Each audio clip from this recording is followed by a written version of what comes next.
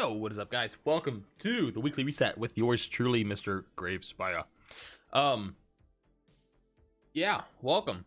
We have a lot to talk about in a short period of time, so let's get it done. This week, the few things to notice: Diablo 4 expansion just came out. If you guys are interested in that, go play it. Have fun with that. It's all over WoWhead and it's all over, everywhere. People are playing and having a good time. It seems. It's just more Diablo 4 seasons, pretty much, from what I've seen, but. If that's your cup of tea, check it out. And then we also have Time Walking this week. Time Walking Wrath, I think. And I have WoW pulled up, luckily, so I can just check. Time Walking Dungeon event begins. And I believe it is because I was looking at it earlier in the dungeon journal over here. So let's check it out and see. Yeah, I think it's from here. Yes, Frozen Path Through Time. Which is the that's the Wrath one. So cool, and you'll get some champ loot from the raid, it seems. That's nice to know. Cool, so that's what's going on in WoW this week. I believe that's it. There's a couple other things that we're about to talk about. Darkwing Fair is ongoing, so if you have characters you want to level, and then we should have 10.0.5 yes, on the 22nd is the assumption, so be ready for that. That's the big anniversary event, which will go for a long time, so definitely excited for that. But what we're really here to check out today are the few things that are happening in the game that should be noted. Okay, so this just posted, actually. The 3% damage buff in the new Nerub-ar Palace will be available not this week, but next week. Okay, and I believe for like Mythic it'll be available in a couple weeks, because of the amount of fineries you actually need. So if we look at it here, the turn-in is available, but you can only get 8 of these little currencies per week. They are warbound, but I believe you can only get 8 per week. And it's a 3% damage buff to the raid. Okay, so you just do 3% base damage to every boss in the raid. I think it's every time you turn it in too. But yeah, so on normal difficulty, you just go clear it, kill all 8 bosses. You do it again next week, boom, you're good to go. Potentially on Raid Finder too. I actually don't know that if you can do it on Raid Finder. I don't think it says anything about that here. You must kill bosses. Turning in 16 grants you 1 stack of the severed threads, 3% damage and healing. Okay, nice. And yeah, it says here the currency is warband wide. So if you did, the first boss on one character, and then all the rest of the 7 bosses on another character, at 7 after the first boss, you would be able to just transfer them over and create one of these buffs. And I think the buff is also warbound. Not too much, not too sure about that, but yeah. So on heroic too, you might as well do a full clear so you can get that extra buff. Just for if you're just farming the last 2 bosses, just go ahead and do all the bosses. Because at this point some guilds are clearing it pretty fast. Our guild clears it pretty quick too. It's about an hour and a half for us, maybe even an hour. But it's a nice buff to have. So for us, we just hit 4 out of 8 mythic. So something like this, if we're only 4 out of 8 mythic for the next couple weeks, this would take us 4 weeks to get on mythic difficulty. So definitely something to think about. But if you're clearing more bosses, obviously do as many as you can so you can get this buff ASAP. So that's that. I'm glad to see that it's finally out, or kind of out, right? Zathoth's Bargain Devour. So we got Devour this week, which is the healing, the healer affix, right?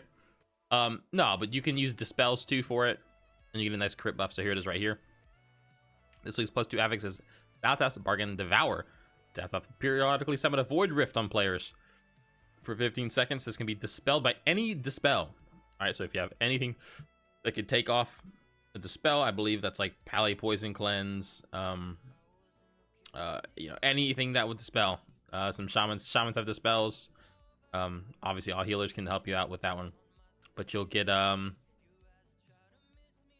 is that, 4% crit and 2% health per stack. All right, and how many stacks are there? I believe it's a couple.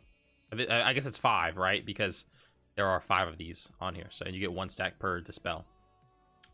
That would make sense because it'd be 10% health and then 20% crit. Cool. All right, and then same thing with the other affixes. Oh, the tuning. So I want to talk quickly about tuning. Just go over it real quick. I'm starting to play some more Beast Mastery, so I'm glad this happened. And then Holy Paladin received some healing increases too. We got a lot of Beast Mastery changes. a lot as in good damage changes. So we have all damage dealt by 4%. There was 4%, sorry, 8%. It was 4% pet damage, but now it's 8% pet damage and summons. So not just your pets, but also anything that you summon as well. Quick holy changes. Again, I don't play holy too much, but that's good. That Dawnlight, I believe this might be one of their bigger healing, spells. So it was increased by a significant amount. And then some rogue changes. Nice. And just more balancing, it looks like, from what I saw. A lot of sand lane changes. You see nobody playing this, so that's I think that's why. Again, with more changes to hero talents that aren't being changed. Wild Stalker, again, something that I haven't seen. It's there, so that's cool that they're just kind of giving it a little bit. We got some AUG changes, we got some dev changes, and press changes to this dragon. Yeah, the dragon needs to be kind of gutted. It is pretty insane. Flame Shaper. Okay, so this is just, I believe no one's playing these two hero talents. Couple changes there.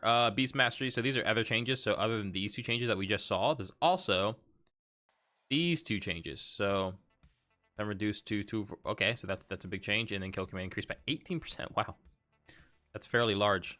And a big boost to survival talents here. Frostfire Mage. That's cool. That I like playing that spec. It's pretty fun. So it's good to see it getting a little bit of a buff. We got some monk changes. Brewmaster, Mistweaver, Windwalker, Master of Harmony, it seems. Lightsmith Paladin changed a little bit. Prop Pally, big Prop Pally buff. I started gearing my Prop Pally actually yesterday, so I'm glad to see this these changes, because I'm playing Lightsmith. I think Lightsmith would you play in M+, so pretty large. I'm reading these for the first time myself, so it's nice to see some big changes there. I mean, I won't read through all these. There's a lot of them, so save you guys some time. Some Templar changes for Ret. Everyone's playing Herald of the Sun, so sense. Again, more balance. Rogue, skip over that. Blah, blah, blah, blah, blah. Ah, here we are. Warrior. Okay, so these changes went through. So this is massive.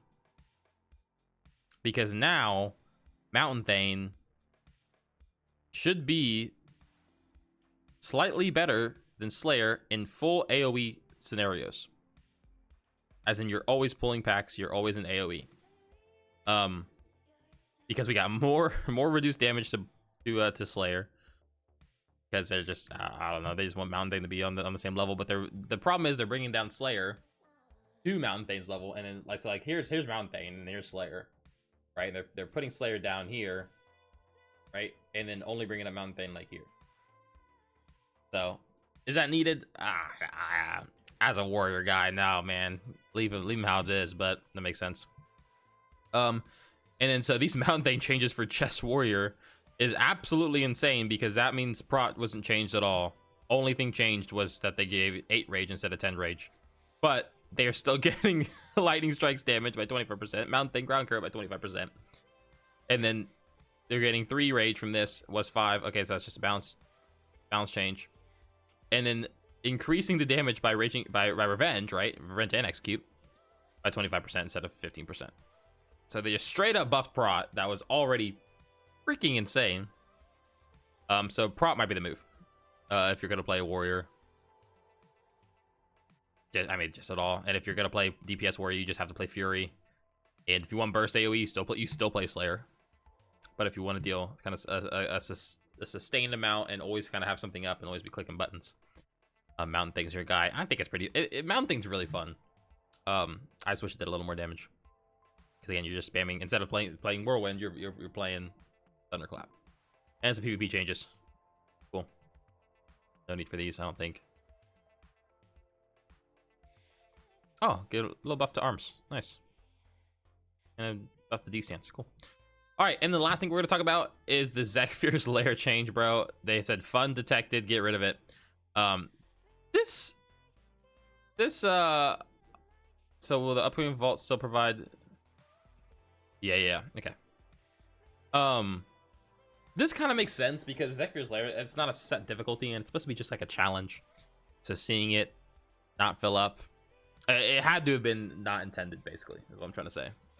To give you the 8s. So seeing this happen, it was easy to do for people who were playing alts and stuff, because Zekfear 1 was pretty easy.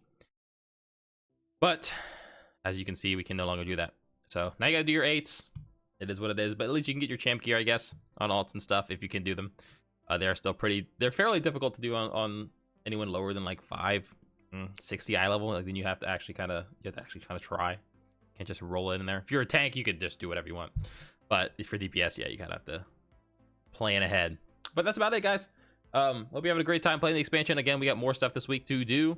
Get your alts geared up, because that's pretty much the thing to do now that we're kind of dying down. Get some other games in there. Get your KSMs, get your KSHs. Get some Keystone Heroes. As you get more gear, it's going to get a lot easier to do that. So until next week, guys, stay frosty. See ya.